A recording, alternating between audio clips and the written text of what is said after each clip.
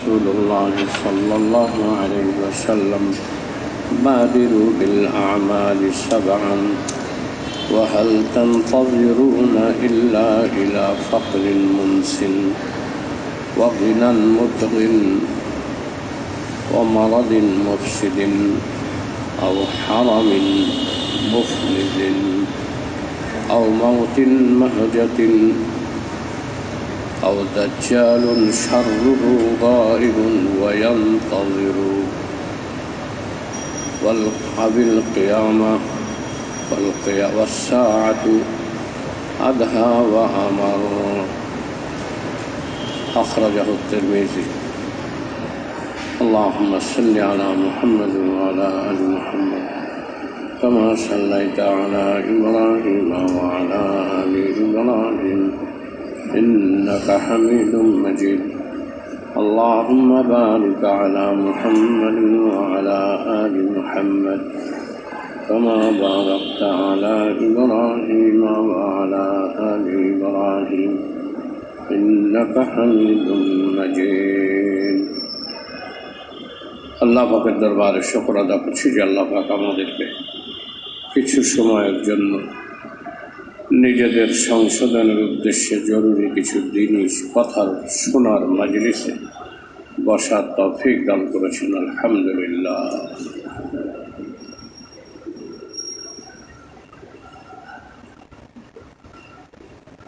আল্লাহ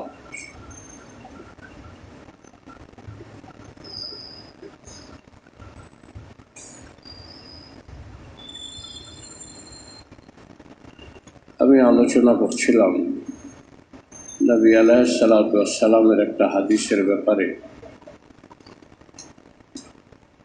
নবী আলাইহিসসালাতু ওয়াসসালাম উম্মতকে 7টা বালা বা মুসিবত আসার আগে নেক কাজে এগিয়ে যেতে বলেছেন। ওই মুসিবত ও বালাগুলো আসলে আর নেক কাজ করা সম্ভব হবে না। এই জন্য ওই মুসিবতগুলো আসার আগেই যাতে নেক কাজে এগিয়ে যেতে পারে উম্মত, এই জন্য বলেছেন যে বাদিরু বিল আমাল, নেক কাজে এগিয়ে যাও সাবান, 7টা মুসিবত আসার আগে। তার মধ্যে একটা ছিল এই যে ফাকরিন মুনসিন, বিস্মৃতকারী অভাব। গত তারিখে আমি বলেছিলাম এটাই, মানুষ যখন খুব বেশি ফক্র ফাঁকা অভাবের মধ্যে পড়ে তখন অনেক সময় তার স্বাভাবিক জ্ঞান থাকে না। মানুষ যখন খুব মারাত্মক অভাবের মধ্যে পড়ে তখন তার স্বাভাবিক জ্ঞান থাকে না, সব কাজে ভুল হয়ে যায়। অভাবের তাড়নায়, ক্ষুধার তাড়নায় ভুলে যায়। এমন অভাব যেন না আসে। আর আল্লাহ পরীক্ষার জন্য দিতেও পারেন।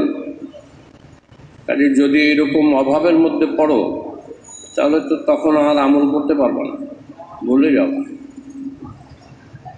এই অভাব আসার আগে আমল করে নাও। কারণ এখন নবী আলাইহিসসালাতু ওয়াসসালাম থেকে আমরা অনেক দূরে।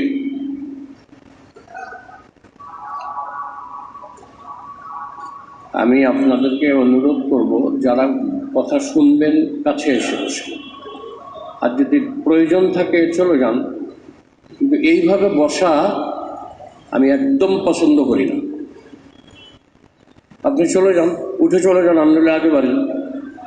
এটা বসার কোনো ঢং নেই। আপনি আপনাদের বলছি, আপনাদের হাত দিয়ে কি দেখাচ্ছেন? হাত দিয়ে তো কিছু দেখানোর দরকার নাই। আগে বাড়েন, নাহলে আপনাদের দরকার থাকলে চলে যান।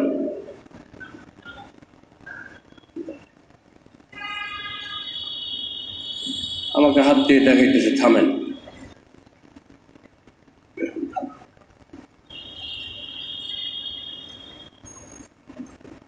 বসার একটা সিস্টেম আছে।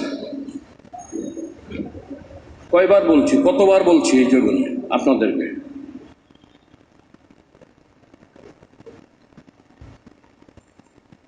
আর কারা বলবো, নিজেদের লোকরাই মানে না কথা, দূরে বসে থাকে। দিনী মাজলিসে এরকম বসার নিয়ম না।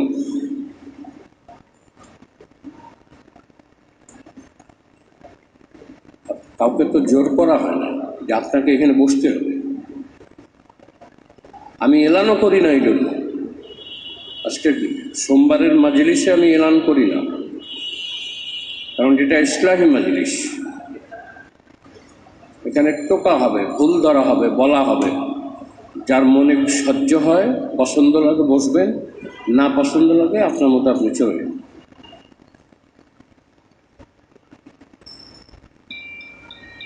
আর্গুমেন্টের সুযোগ নেই, কারণ আপনাকে জোর করা এখানে বসি নাই, দাওয়াত দিয়েও বসাইনি। এটা ইসলাহী প্রোগ্রাম। যাদের ইসলাহ দরকার মনে করেন, মুখাপেক্ষি হয়ে বসেন। আর যদি মনে করেন যে না আমার ইসলাহ দরকার নেই, হয়ে গেছে, ভালো কথা, চলে যাও। আমি তো আপনাদের জোর করি।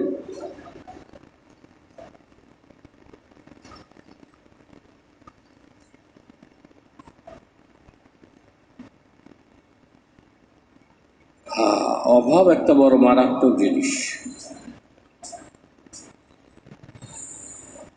এক হাদিসে আসছে যে শেষ জামানায় দিনার দেরহাম হবে ঈমান রক্ষার হাতিয়ার।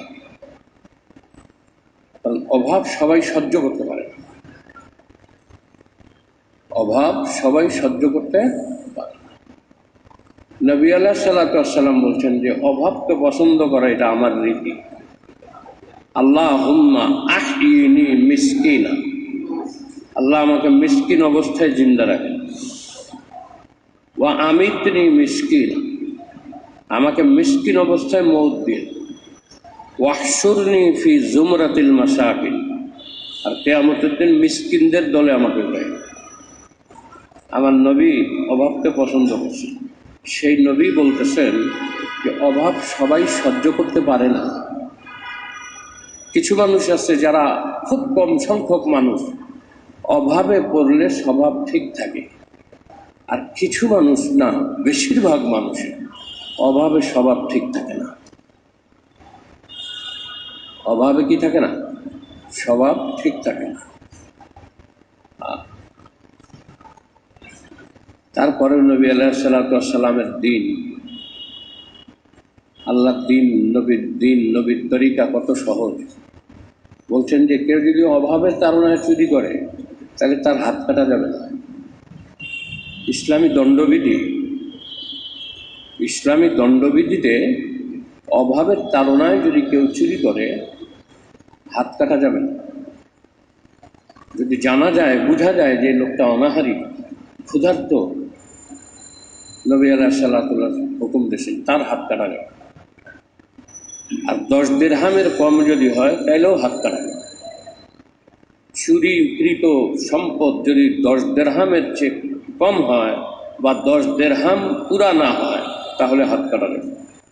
আর যদি 10 দিরহাম পুরা হয়, চুরি করে অভাবের তাড়নায় চুরি করে নেই। 3 নম্বর শর্ত হলো যে কেউ তাকে চুরি করতে বাধ্য করে নেই।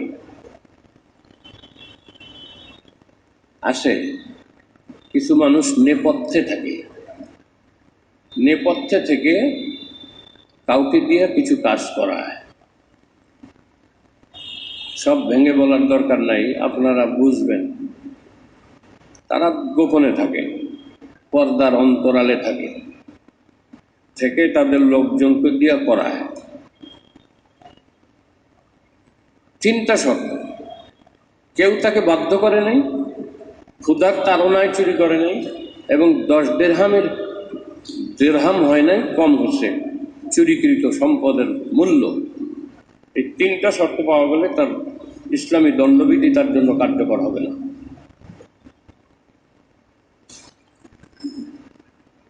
নবী অভাবকে পছন্দ করতেন, নবী পরিবার অভাবকে পছন্দ করতেন। তারা ক্ষুধাকে পছন্দ করতেন। যখন একজন মানুষ ক্ষুধা পেটে নিয়েও আল্লাহকে ডাকে, ক্ষুধার্ত অবস্থায় আল্লাহকে ডাকে, আল্লাহ রাব্বুল আলামিন এই বান্দার কোনো আরজুকে অপূর্ণ রাখেন না।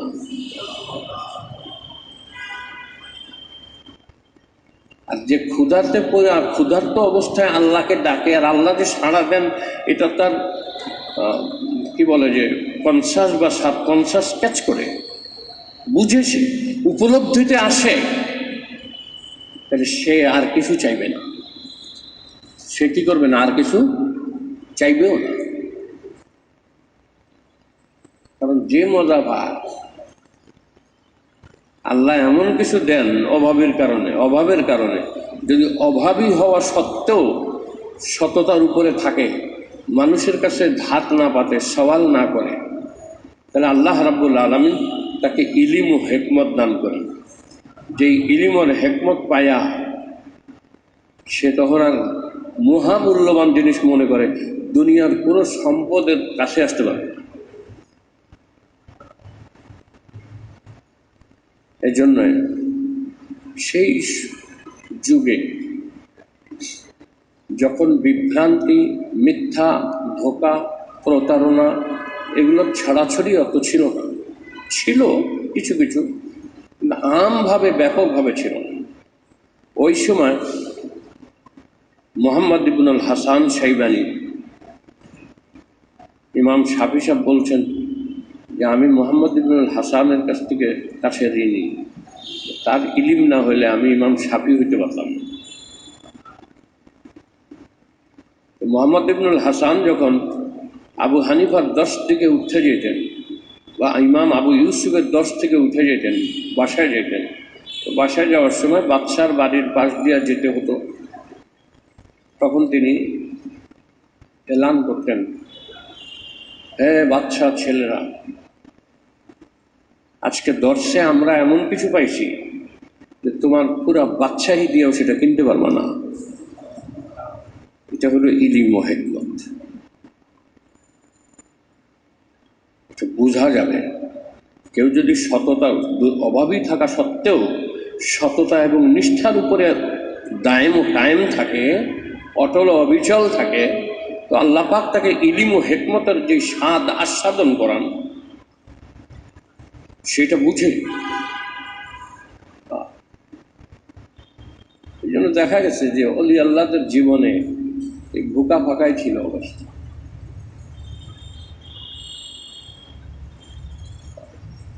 ইব্রাহিম বিন আদহাম আসরের পরে যাইতেন বাগানে, জঙ্গলে, কিছু লাকড়ি টোকায় আনতেন, ওই লাকড়ি বাজারে বিক্রি করে যে পয়সা পাইতেন ওই পয়সা দিয়ে রুটি কিনতেন, ওই খায়া থাকতেন। অথচ তিনি বাদশাহী সাইডে আসছেন, বলখের বাদশাহ ছিলেন, খাইতেন।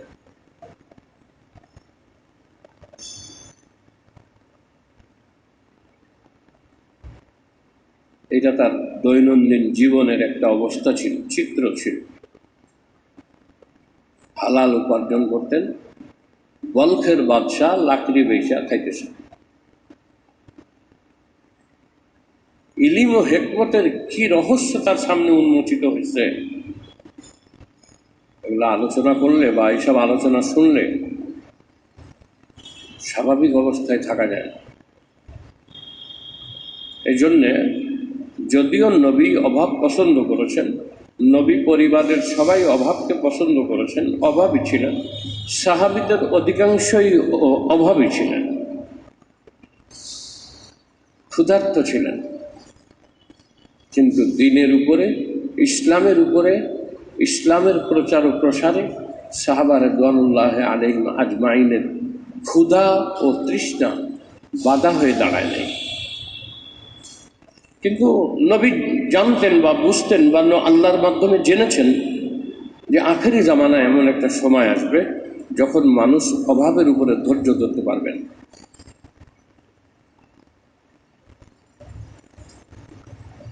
তো এই জন্য উনি বলছেন যে শেষ জামানায় এমন একটা অবস্থা আসবে যখন ঈমান রক্ষার হাতিয়ার হবে দিনার, দিরহাম, টাকা পয়সা। একটা বিশেষ পরিস্থিতিতে কিয়ামতের আগে হবে বা কোনো কোনো জায়গায় এখনো হচ্ছে।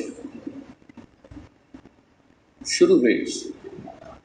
কিন্তু সেই অভাব আমাদের সামনে আসার আগে যদি ইবাদত বন্দেগী করে, ভালো কাজ করে, পুণ্যের কাজ করে আমি আমাকে অ্যাডভান্স করে না রাখি, এগিয়ে না রাখি, তাহলে এরকম বালা মুসিবত আসলে পরে তো আর নেক কাজ করা যাবে না।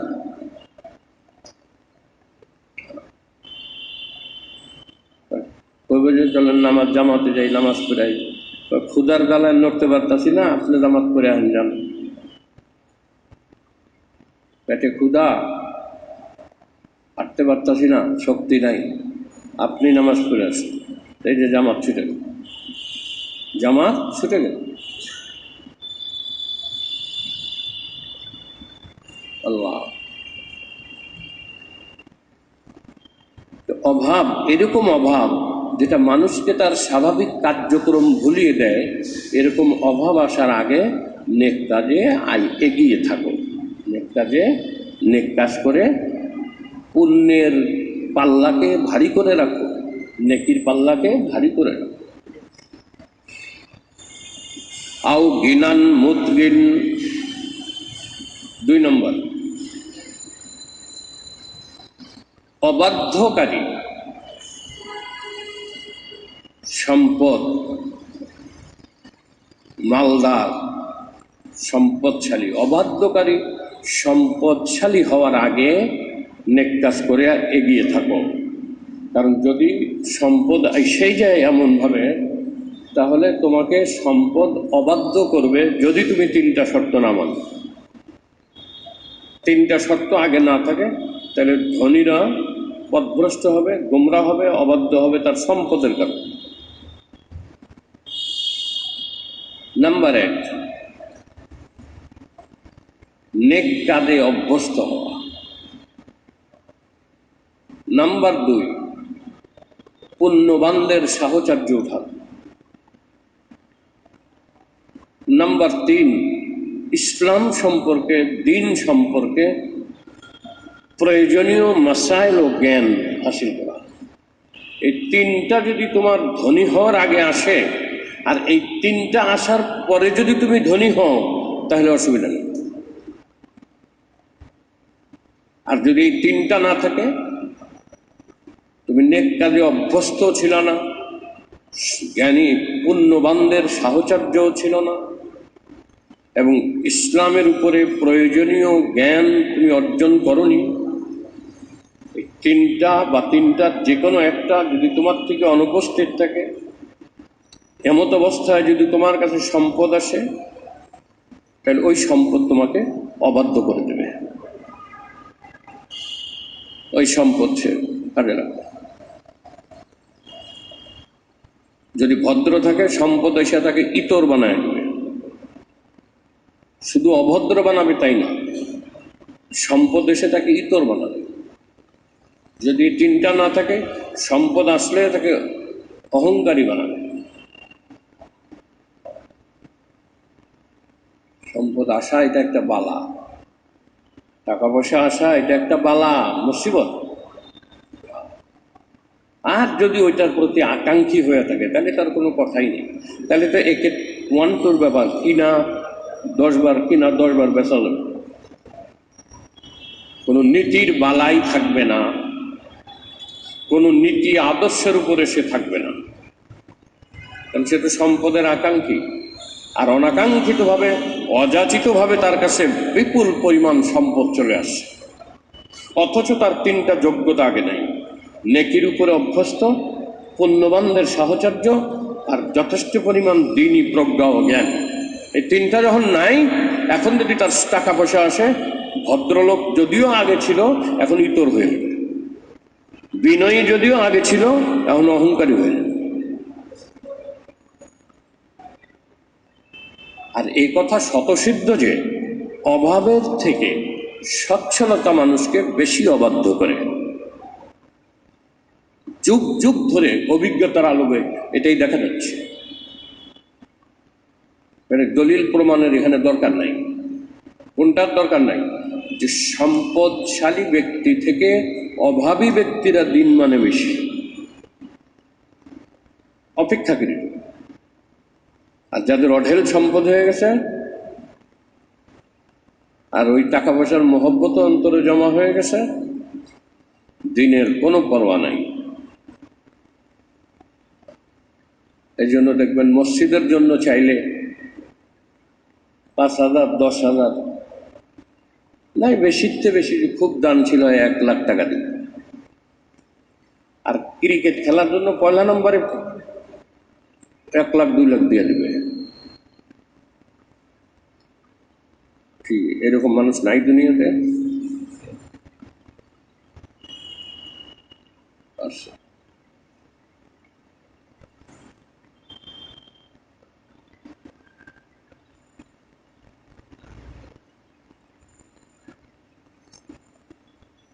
আমার পুরাপুরি মনে নাই। আমাদের দেশের একটা ব্যাংক, বাংলাদেশের একটা কি বিশ্বকাপ হয়েছিল কোন সময় জানি, কি বিশ্বকাপ হয়, ক্রিকেট বিশ্বকাপ, 400 কোটি টাকা একটা ব্যাংক দিছিল। এই বিশ্বকাপকে সুন্দরভাবে সফল করে আমাদের দেশে খেলার জন্য কত কোটি টাকা দিছে? 400 কোটি টাকা।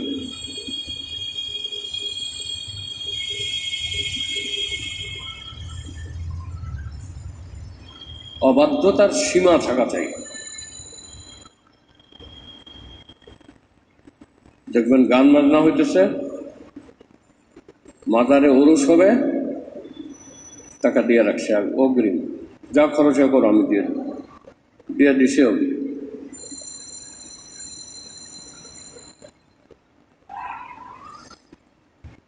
কোথায় যেন একটা পোস্টার দেখলাম, অনেকগুলোই দেখলাম আসার সময়, সুইস ডান্স প্রোগ্রাম কনসাল্ট।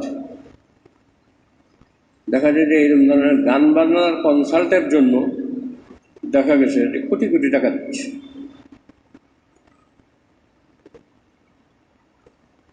অথচ আমাদের এই মসজিদ ধানমন্ডি এলাকায় এলিট শ্রেণীরা যেখানে বসবাস করে, কত বছর হয়েছে, কত টাকা খরচ হয়েছে, হয়তো 15-20 কোটি গেছে, আমি জানি না, আনুমানিক বলতেছি। দেখা গেছে এরকম ধনী আছে যে এরকম না 50 কোটি টাকা একটা বাজে খাতের জন্য দিয়ে দিচ্ছে।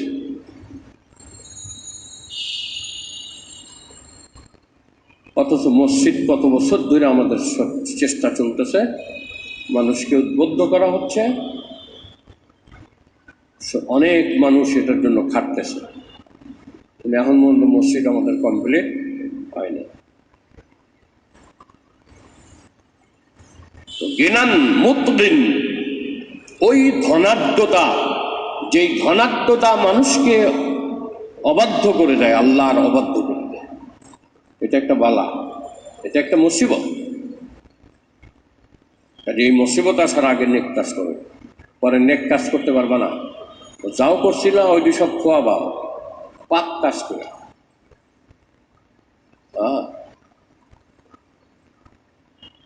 পাপ কাজ করে খোয়াবা।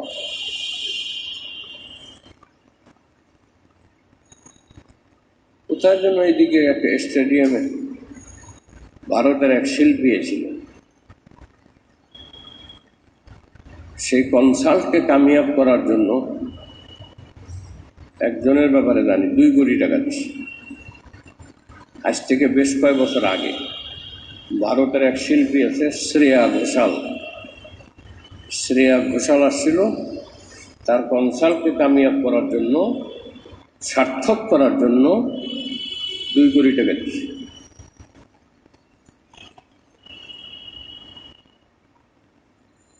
এই লোকের দ্বারা কি হবে? মসজিদের জন্য, মাদ্রাসার জন্য গেলে দিব 5,000, গেলে দেব কি 5,000। আসছে কিছু মানুষ অনেক দান করে, অনেক দান করে, 2,000 3,000 5,000 এরকম করে প্রায় প্রায় দান করে। কিন্তু দেখা গেছে যে সে কদিন পরে সিঙ্গাপুরে যায় 14 লাখ টাকা খরচ করে আসে, 15 লাখ টাকা খরচ করে আসে। আমার মনে হয় যে 2 4 5 10 বছরেও 14 লাখ টাকা দাম হবে।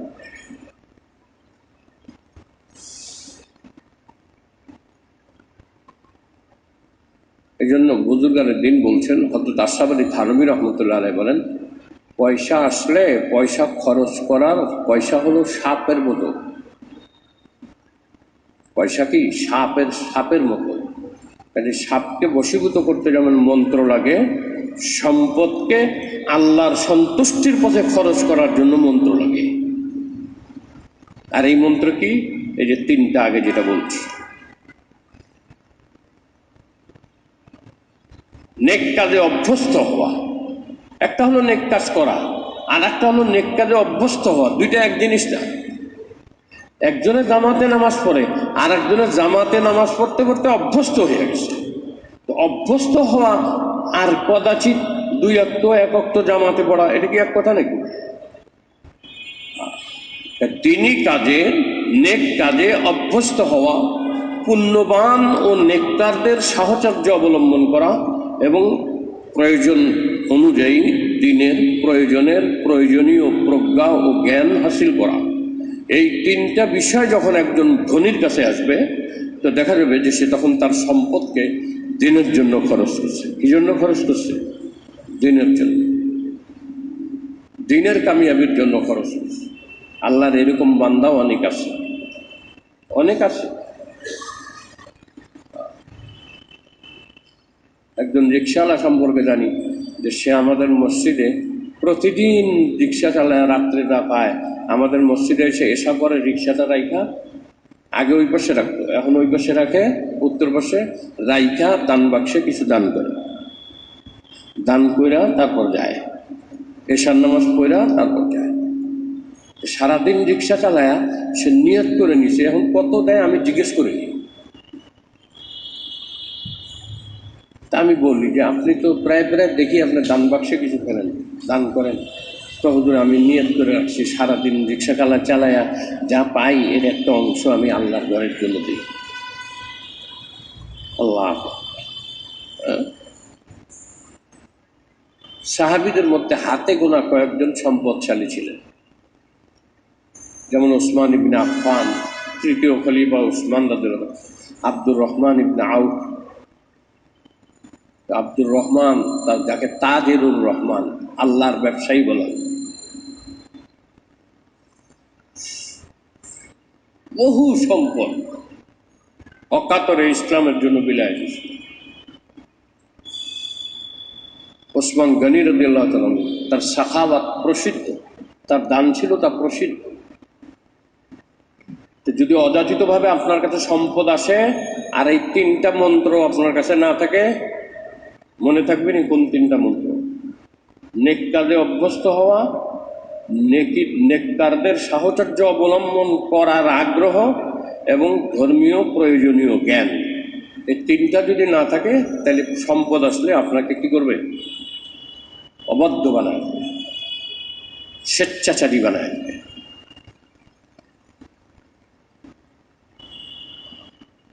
নাম্বার 3, মারাদিন মুফসিদিন, এমন কোনো অসুস্থতা যেটা বিপর্যস্ত করে দেয় মানুষকে। সমস্ত সম্পদ বেচা, বাড়ি ভিটা বেচা চিকিৎসা করে পরে সুস্থ হইতে পারে না, মারা।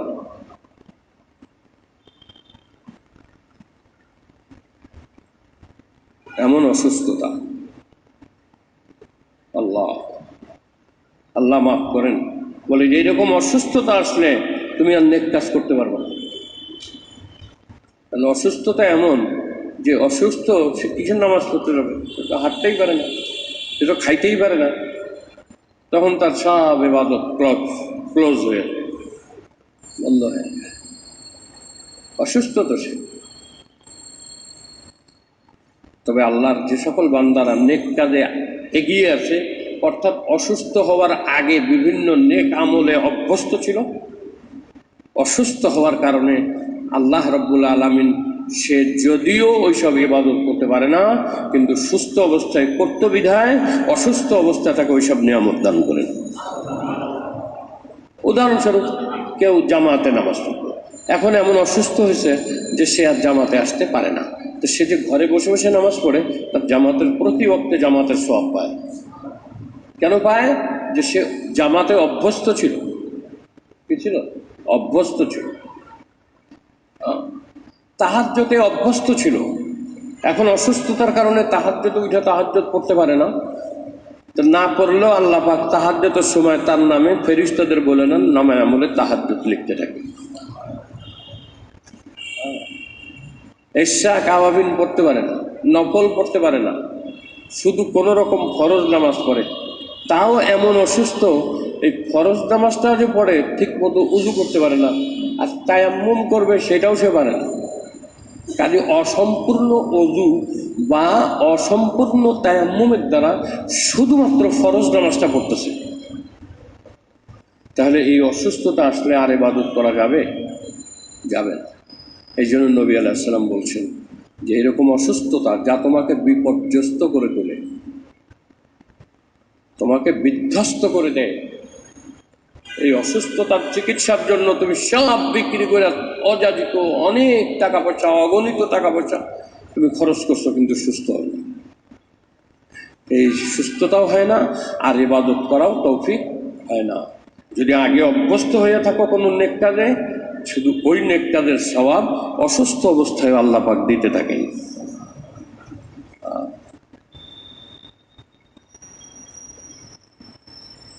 হযরত ইবনে আব্বাস রাদিয়াল্লাহু তাআলা আনহু শেষ জীবনে এসে চোখে কম দেখতেন। ডাক্তার তাকে পরামর্শ দিছে যে আপনি মাথা বেশি নিচে নোয়াবেন না, কারণ মাথা বেশি নোয়াইলে চোখের উপরে প্রেশার পড়ে, তা আপনার সুস্থ হতে সময় লাগবে আরও বেশি। আর যদি আপনি একটু কিছুদিন মাথা না নোয়ান বা নোয়াইলেও খুব কম নোয়ান, মানে তখনকার ডাক্তারও তো মুসলমান আছিল, হ্যাঁ, তখনকার ডাক্তারও তো মুসলমান আছিল। এখনকার ডাক্তার সব গাইরে মুসলিম নাকি? না, তখনকার মুসলমান আর এখনকার মুসলমান ডাক্তারের বেশ কম আছে। আমি এক ডাক্তারের কাছে গেছি, আমার মাথায় একটু সমস্যা, মানে মাথায় সমস্যা না কিসের সমস্যা জানি না, একটা সমস্যা ছিল, তার কাছে গেছি। তো সে আমাকে বলছে, হুজুর আগে বলেন আপনার নামাজে কি সহসিজদা বেশি বাড়ছে না কমছে? মানে এই রোগ হওয়ার পরে কি নামাজের সহসিজদা বাড়ছে বেশি? তাই আমি বললাম না, অত সহসিজদা বাড়েনি, প্রায় প্রায় প্রায় প্রায় ওক্তে ওক্তে সহসিজদা লাগে, এরকম না। আগে যেরকম দু একদিন 2-4-5 দিনে লাগতো, এখন ওই। তো ডাক্তার বলে তাহলে আপনার কিচ্ছু হয়নি, আপনি ঘাবড়ায়েন না। কেমন দিনদার ডাক্তার! আগেকার ডাক্তাররাও তো দিনদার ছিল। তো বলছে আপনি ফরজ নামাজ পড়বেন, নফল পড়বেন না। তোমার মতলব ছিল এটা, সিজদা কম দিবেন। ইবনে আব্বাস রাদিয়াল্লাহু তাআলা বলেন যে যেই চোখ দিয়ে আমি সিজদা দিতে পারবো না, অর্থাৎ সিজদা দিতে গেলে তো চোখ সাথে যাবেই, এরকম চোখের সুস্থতা আমার দরকার নেই। আমি সিজদা দিতেই থাকবো, যদি আমার চোখের পাওয়ার চলে যায় সেটা আল্লাহর ইচ্ছা। আমি সিজদা কমাইতে পারবো না, অন্য কিছু কমানোর সুরত আসেনি, সেটা কমাইতে পারি। চিন্তা কর, ও মারাদিন মুফসিদিন আও হারামিন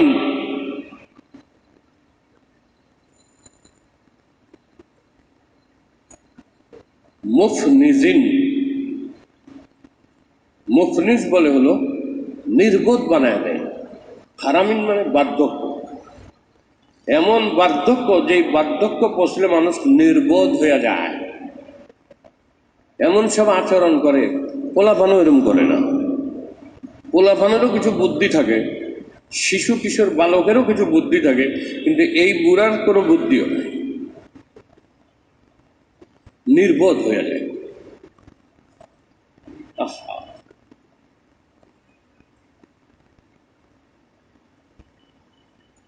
খেলাধুলা হাসি তামাশায় আর অনর্থ কাজে যৌবনের শক্তি ব্যয় হয়ে গেছে।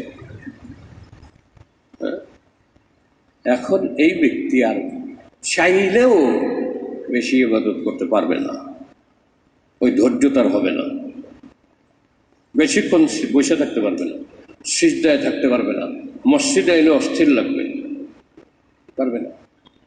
আমি নিজের চোখে দেখেছি এমন বার্ধক্যজনিত অসুস্থতা যে না মসজিদের জামাতে যায় না, কিন্তু সারা দিন রাত টিভি দেখতে পারে, টেলিভিশন দেখে, সারা দিন রাত চলছে, যতক্ষণ সে না ঘুমায়।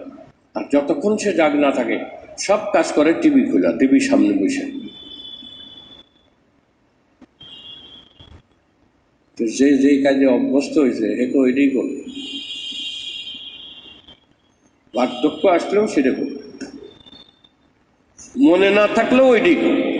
কারণ অভ্যস্ততা এমন একটা অবস্থা মানুষের, যে কাজের অভ্যাস করে ফেলছে এই কাজ তার দ্বারা হবেই, আর অভ্যস্ত না হলে ওই কাজ সম্ভব। এই জন্য দেখেন না, আমরা দেখি যে বাদাম বেচে, সারাদিন বাদাম বাদাম করে চিল্লায়, ওর নামায় আমলে কত বাদাম বাদাম চিল্লানো লেখা গেছে। ও ঘুমাইয়াও বাদাম বেচে, স্বপ্নেও বাদাম বেচে। যারা বাসের কন্ট্রাক্টারি করে এক এলাকা থেকে আর এক এলাকায়,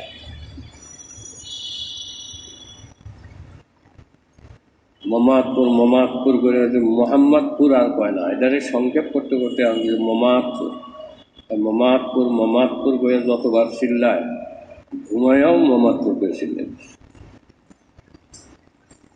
এটা অভ্যস্ততা, করার কিছু নাই, ওইটা করবেই, সে তো অভ্যস্ত। যে খেলায় অভ্যস্ত সে স্বপ্নে খেলে, সে কি করে খেলে।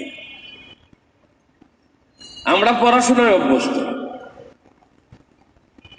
স্বপ্নে দেখলে যে পড়া দেখতেছি, কোনো একটা নোট দেখতেছি, পড়া দেখতেছি, কোনো আলেমের কাছে কোনো মাসলা জিজ্ঞেস করতেছি, এগুলা বেশি স্বপ্নে দেখি। অভ্যস্ততা এমন একটা জিনিস যে যদি নেকিতে অভ্যস্ত হয়ে থাকো আগে, তো বার্ধক্যজনিত কারণে সেই নেক কাজ যদি করতে না পারো তাইলেও সেই নেক কাজের সওয়াব দেওয়া হবে। যেমন নাকি পীড়িত অবস্থায় সুস্থ থাকাকালীন ইবাদত বন্দেগীর সওয়াব দেওয়া হয়,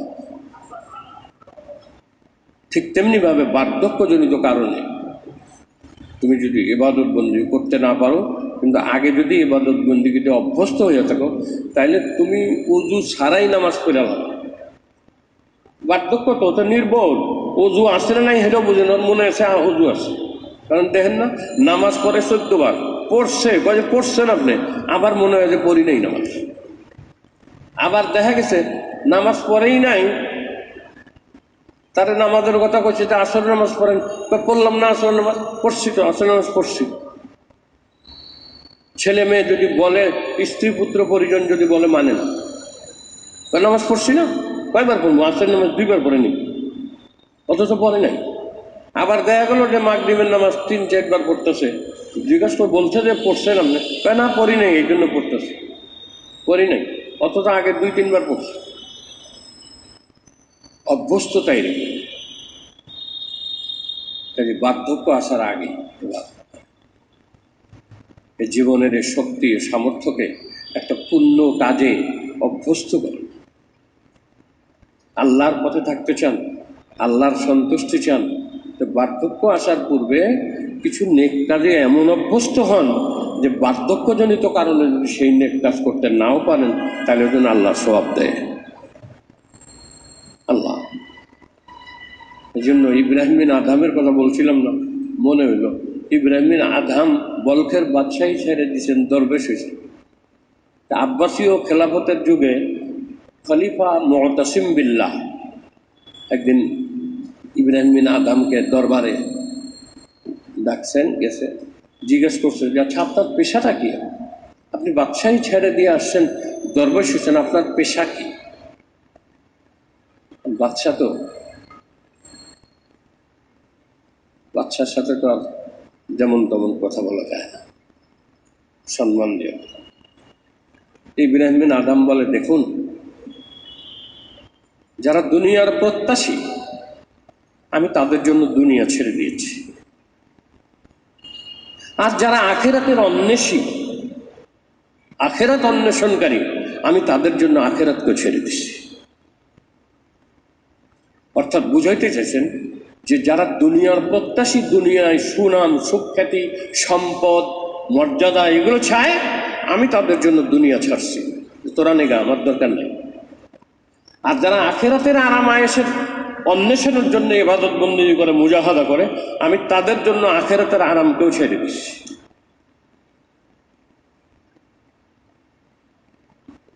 দুনিয়ার এই জীবনে আমি জিকিরকে আমার একমাত্র অবলম্বন, আল্লাহর জিকিরকে আমার একমাত্র অবলম্বন বানাইছি, আর আখিরাতে আল্লাহর দিদারের আশা করতেছি। পেশা কি জিজ্ঞেস করছি, আপনার পেশা কি? কি জবাব দিচ্ছে? মনে রেখেন সারা জীবন। পেশা কি জিজ্ঞেস করছি, আমরা এটা বলতে পারবো? আহা, যারা দুনিয়া চায় আমি ওদের জন্য দুনিয়া দিছি, নিয়ে জায়গা তোরা, আমার দুনিয়া লাগবে।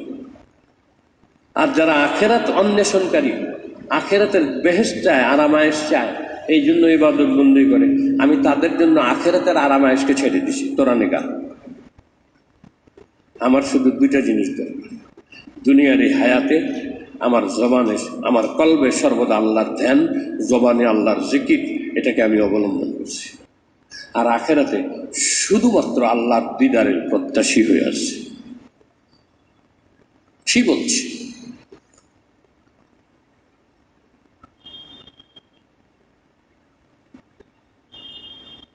দুনিয়ার এই হায়াত দ্রুত শেষ হয়ে যাবে। আও হারামিন মুফনিজিন, নির্বোধ বার্ধক্য, যেই বার্ধক্যে মানুষ শিশুর থেকেও নির্বোধ হয়ে যায়, ওই বার্ধক্য আসার আগে নেক আমলের এগিয়ে থাকো, পরে আফসোস করবার নেক আমল করতে পারবো। তুমি নির্বোধ হয়ে গেছো, তুমি নামাজ পড়ছো মনে থাকে না, খাইছো মনে থাকে না, গোসল করছো মনে থাকে না, বা তুমি করতেও পারো না, তোমাকে করায় দিতে হয়।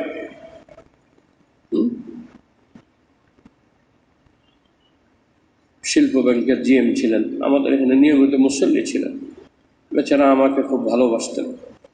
ফজরের পরে তালিমে এসে বসতেন, নিজে গাড়ি চালায় আসতেন, ড্রাইভার তখন আসতো না, এখানে নিয়মিত ফজরের নামাজ পড়তেন।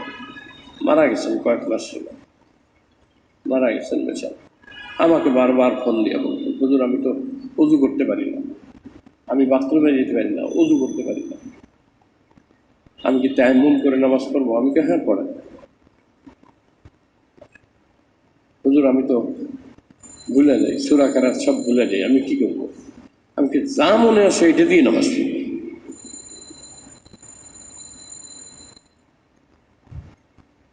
আমি যে নামাজ পড়ছি এটাও মনে থাকে না, একসময় মনে হয় নামাজ কি পড়ছি না পড়িনি, তখন কি করবো? আমি কি আবার পড়ে নেব?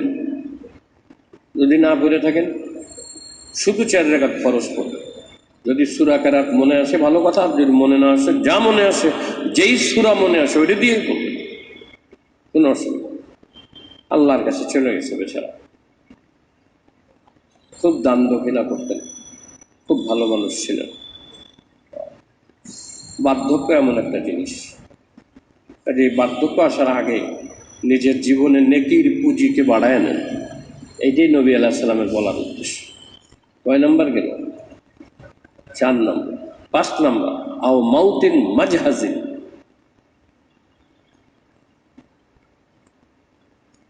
মাউতিন মাজহাজিন, দ্রুত বিদায় দানকারী। মৌত যদি আইসা পড়ে আপনাকে তাড়াতাড়ি নিয়ে যাবে, আর দেরি করবেন না। মৌত আইসা গেলে আর পারবেন না। তখন যদি আজরাইলের পায়ে ধরেন আর আল্লাহর কাছে যদি একেবারে পুরা জীবনের তওবা করেন, কোনো লাভ নেই।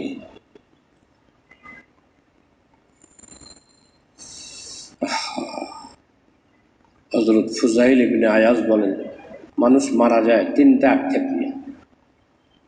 মানুষ মারা যায় 3টা আক্ষেপ নিয়ে।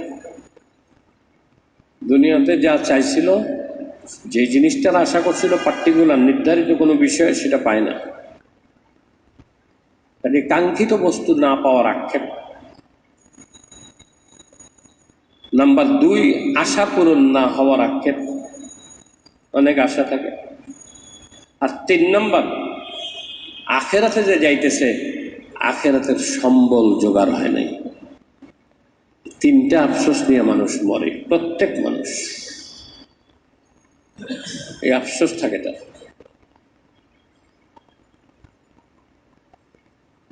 কি হয় নাই? নির্ধারিত যে কয়টা বিষয়ের তামান্না ছিল, চাইছিল, এই চাওয়াটা কাঙ্ক্ষিত বস্তু হাসিল হয় নাই। আর যে সকল আশা ভরসা ছিল পুরা হয়নি, পুরা হয়নি। আর 3 নম্বর, আখেরাতের সম্বল নাই। যেখানে যাইতেছে সেখানকার কোনো ভিসা নাই, হোটেল বুকিং দেওয়া নেই। তো যাইয়া কেমনে থাকবেন, কি খাইবেন? যাইতেছেন যে এক জায়গায় বিদেশে, তো বিদেশে যাওয়ার আগে আপনি কত কিছু তৈরি করেন।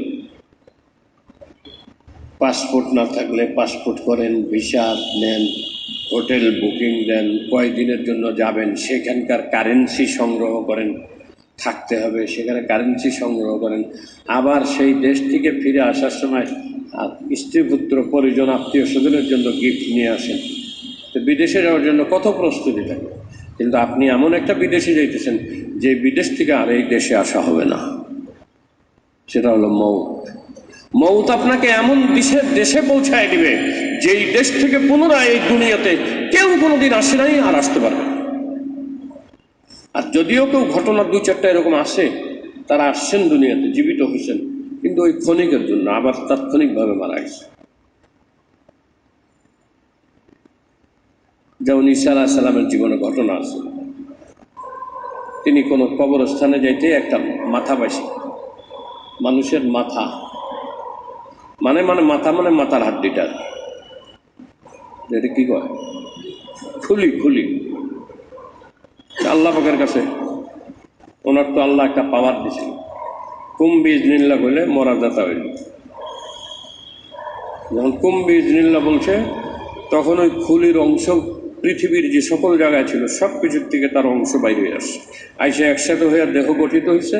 পরে মাথার মধ্যে চামড়া লাগছে, গোস্ত লাগছে, চোখ লাগছে, কান লাগছে, নখ লাগছে, সব কিছু লাগছে, লাগিয়া পুরা দেখা মানুষ এসে মানুষে আসসালামু আলাইকুম ইয়া ঈসা রুহুল্লাহ।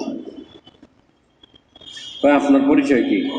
আমি জমজম বাদশাহ, জমজাহ বাদশাহ বা অন্য নাম, এই ধরনের কিছু নাম, আমি বাদশাহ ছিলাম।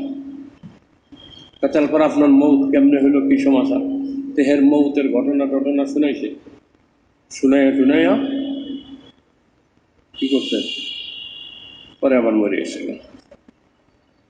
এরকম ঘটনা কিছু ঘটছে। যেমন হযরত হিজকিল আলাইহিস সালাম এক এলাকায় যাইতেছেন, পাহাড়ের উপত্যকা, সেই উপত্যকা দিয়ে যাওয়ার সময় দেখেন অনেক নরকঙ্কাল। ওনার মনে সন্দেহ হইল, তখন সে কি করলো, আল্লাহর কাছে দোয়া করলো। তো ওই নরকঙ্কালগুলা জীবিত হইল। তোমরা এখানে কিভাবে মারা গেছো, কি সমাচার, তোমাদের অবস্থা জানার জন্য আমি তোমাদেরকে আল্লাহর কাছে জিন্দা করে দেওয়ার দোয়া করছি। হুজুর আর কোয়েন না, হ্যাঁ, নিষেধ ছিল আমাদের নবীর উপরে, নবী নিষেধ করে দিছেন যে মহামারী থাকলে, এই মহামারী তোমার এলাকায় থাকলে সেই এলাকা ছাইরা যাবা না, আর যদি তুমি অন্য জায়গায় থাকো তাহলে মহামারী এলাকায় আসবা না। কথা বুঝলেন না? এটা নিষেধ আমাদের শরীয়তে। যখন আমাদের এলাকায় মহামারী দেখা দিল তখন আমরা ভাগ্যে যাইতেছিলাম। যখন এই পাহাড়ের উপত্যকায় আসছি তখন আল্লাহ আমাদের কাছে মরে যা, আমরা মরে গেছি গা। কোরআনের ঘটনা, আলাম তারা ইলাল্লাযীনা খারাজু মিন দিয়ারিহিম ওয়া হুম উলুফুন হাযারাল মাউত। নবী, আপনি কি তাদেরকে দেখেন নাই, বা তাদের জ্ঞান আপনার কাছে আসে নাই, তাদের খবর আপনার কাছে পৌঁছে নাই? আল্লাযীনা খারাজু মিন দিয়ারিহিম, যারা তাদের বস্তি থেকে বেরিয়ে গিয়েছিল হাযারাল মাউত, মৌতের ভয়ে। ফাকালা লাহুমুল্লাহু মুতু, আল্লাহ তাদেরকে বললেন মুতু, মরে যা, মরে গেছে। বাচ্চা আল্লাহ বলো বাঁচতে চাইছিলি মহামারীর থেকে, আল্লাহ বাঁচাইল।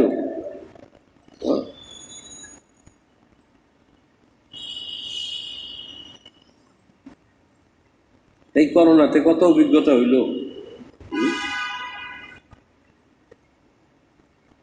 কত অভিজ্ঞতা হইল।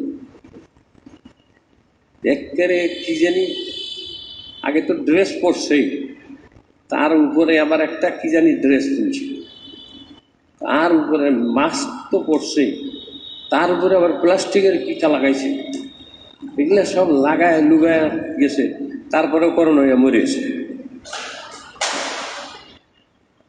করোনা হয়ে গিয়েছে, মরে গেছে।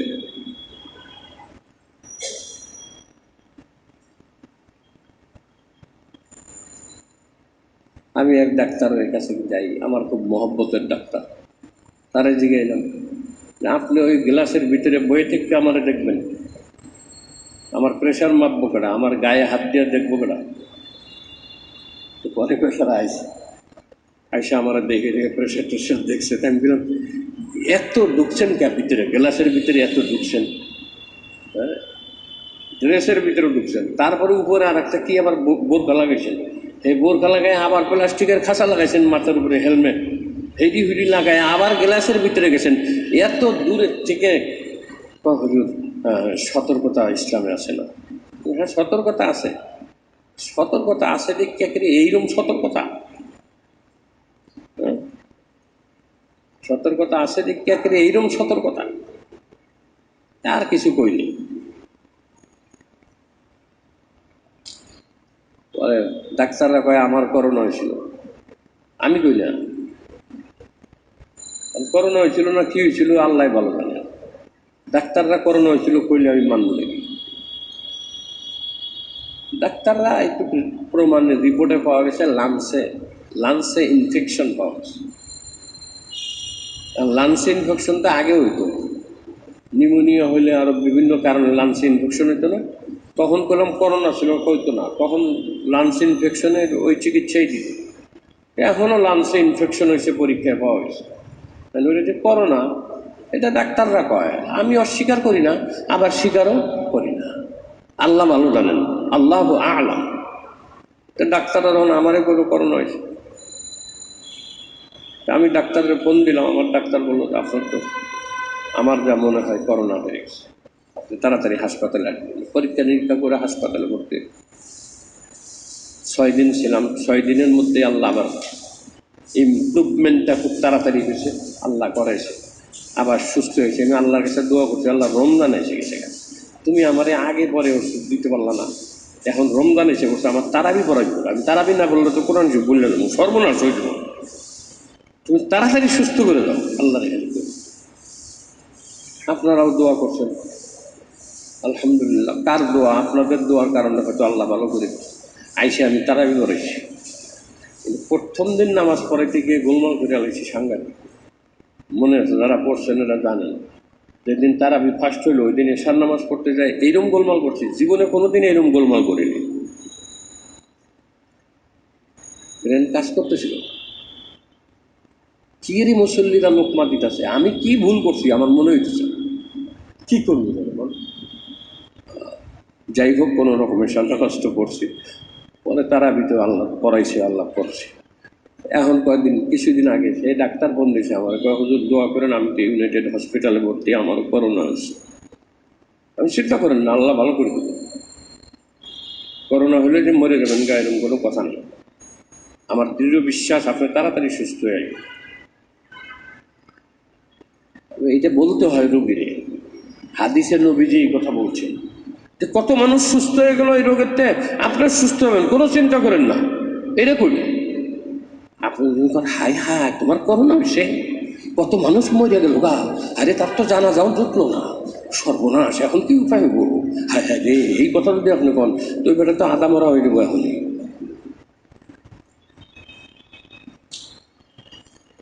যদি মরিয়া জায়গা এনে একটা বুদ্ধি, এই যে আমি কইছি তাড়াতাড়ি সুস্থ হয়ে যাবেন, কোনো চিন্তা করেন না, এটা কইছি এক তো নবীর সুন্নাত, রুগীকে নিরাশ করো না, আশা দিও, তো সেই হিসাবে আশা দিছি।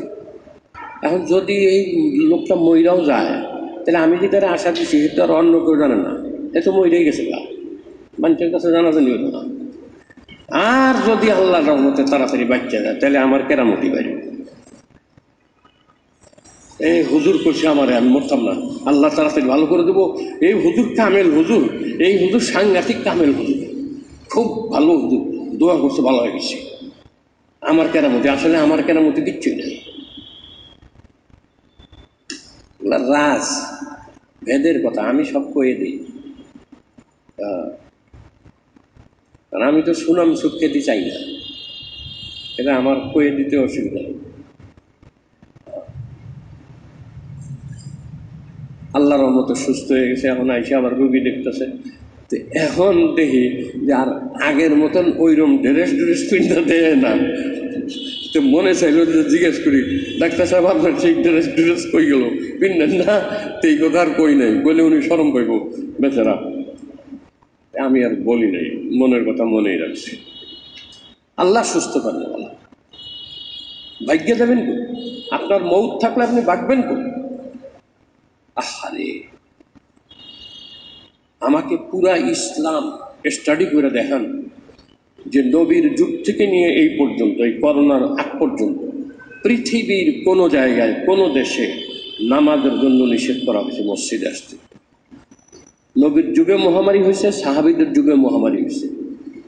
আবু উবায়দা ইবনুল জাররাহ 10 অফ কি বলে যে টপ অফ 10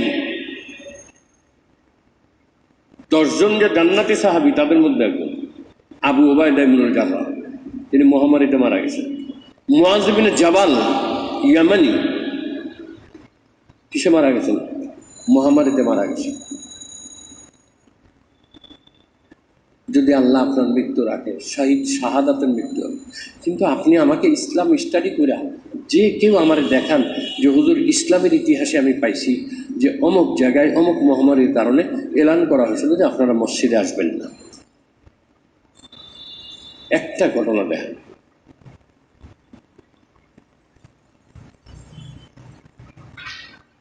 আজকের থেকে স্টাডি করেন, নবীজির যুগ থেকে নিয়ে এই পর্যন্ত ইসলামের সব কিছু স্টাডি করে। কারণ আমরা তো হিস্ট্রির ছাত্র,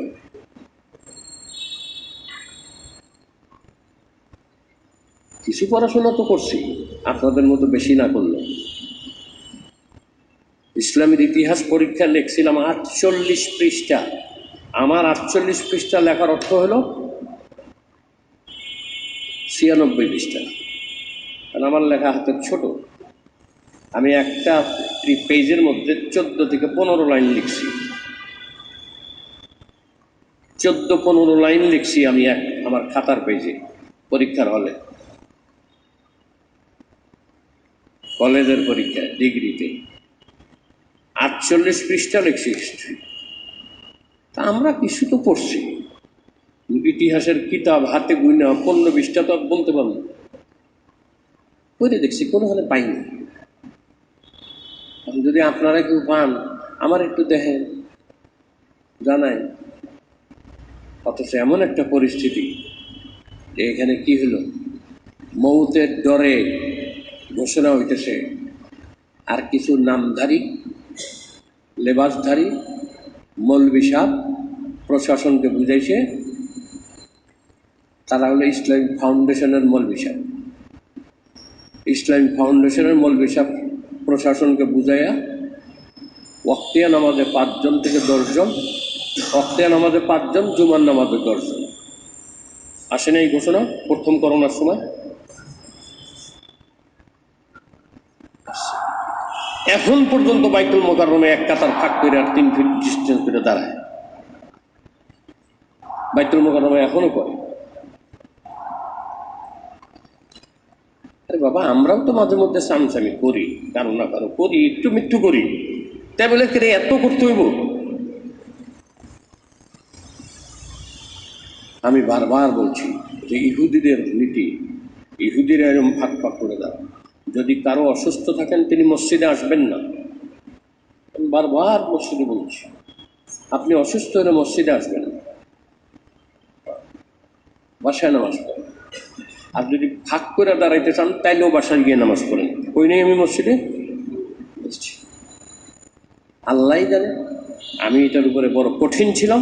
আমার এই মসজিদে প্রথম করোনা এবং দ্বিতীয় করোনায় এই বিধি মানা হয় নাই। এই জন্য যদি আমার এই বাদ দেওয়া দেয় তামুকা অসুবিধা নেই। কিন্তু আলহামদুলিল্লাহ কমিটির, বিশেষ করে আমাদের বর্তমান সভাপতি সাহেব খুব খুব বেচারা আমাকে সাপোর্ট করছে। অন্যরা তো আর বেশি আসে টাসে না, মাঝে মধ্যে আসে। উনি যে আসছেন খুব সাপোর্ট করছে, আলহামদুলিল্লাহ। কাজও দিছে, পুলিশের বড় অফিসারও আসছে, আমার জিজ্ঞেসে আপনি এটা সোশ্যাল ডিস্টেন্স মেনটেন করেন না কেন? আমি তো এটাই তো কথা, কেন করি না? আমার মুসল্লিদের জিজ্ঞান তো, মুসল্লিরা তো আমার কথা শুনে না। আপনি একটু আসেন, আজকে নামাজের পরে উঠতে দাঁড়ায় মুসল্লিদের বললেন, তাহলে মনে মানছে মানবো, মুসল্লিরা মানব। ঠিকই তো, আমার সব কথা কি সব মুসল্লি মানে? কিছু মুসল্লি তো আমার কথা মানে না, কিছু মুসল্লি তো আমার কথা মানে না।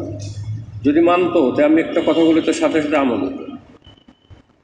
আমি যে কইছি যে এরকম বসা পছন্দ করি না, তারপরে দেখেন থাক না, একটা দূরে বসে না বসে দেখেন এরা মানে নেই, আমি মিশা কথা বলবো। আল্লাহর মেহেরবানি, আল্লাহ পাক আমাদেরকে হেফাজত করছে। মহতারাম হাজরিন, দুনিয়াতে কত মুসিবত আসবে, আবার মুসিবত চলেও যাবে, এইটাই দুনিয়ার নিয়ম। এখানে মুসিবতও পার্মানেন্ট না, আর শান্তিও পার্মানেন্ট না। মুসিবতও পার্মানেন্ট না, শান্তিও পার্মানেন্ট। কাজে আপনি শান্তির আশা করেন কেন? পার্মানেন্ট শান্তি চান কেন? চাওয়াই তো ঠিক না। মৌতিন মাঝহাজিন, মৌত আইসা আপনাকে আর কিছুই করতে দেবে না। এই মৌতের কোলে আপনাকে যেতেই হবে, আমিও যাব, সবাই যাবে। আর দুনিয়া পুরা কষ্টেরও জায়গা না, আর পুরা শান্তিরও জায়গা না, এখানে দুইটাই মিলাইয়া। ফাইন্না মাআল উসরি ইউসরান, ইন্না মাআল উসরি ইউসরা।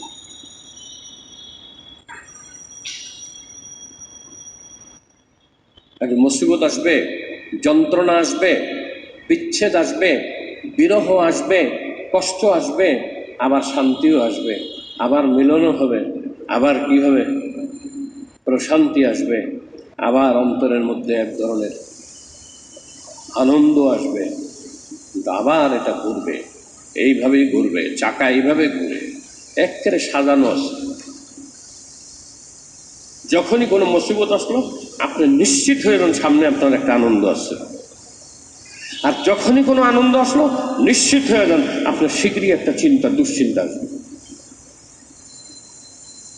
এই জন্য আল্লামা ইকবাল বলে, শবে গম লেকি খবর দেতি হ্যায় সুবহ ঈদ কি, जुल्मत सब में नजर आती है किरण उम्मीद की। যখন রাত শেষ হয়ে যাচ্ছে, শুভে সাদেকের শুভ্র আভা পূর্বাকাশে ফুটে উঠেছে, যেন এরকম দিবামণির আগমন শীঘ্রই ঘটবে। আবার যখন সূর্য অস্তাচলে অস্ত যাচ্ছে, যেন এরকম অন্ধকার গাঢ় হয়ে যাবে। এইরকম রাত ও দিনের আবর্তন যেমন সুখ ও দুঃখ, কোমল ও কঠোরতা, যন্ত্রণা ও সুখ, যন্ত্রণা ও আরাম, এই দুটো একসাথে ঘুরবে পৃথিবীতে। কাজে কোনোটা পার্মানেন্টের আশা করা নির্বোধের পরিচয়। কাজে ওই মৌত আসার আগে এবাদতে অ্যাডভান্স হয়ে যাও, আগে বেরো, সময় নেই। বাকি দুইটা রয়ে গেল, 5টা করলাম না, বাকি দুইটা আর একদিন রাখি, নাহলে আগামী সোমবারে যদি বাচ্চা তাহলে কি বাস করবো, কিছু কিছু রাইখা দেবো না, তা কাম তো রেখে দিলাম। সুবহানাল্লাহ ওয়া বিহামদিহি।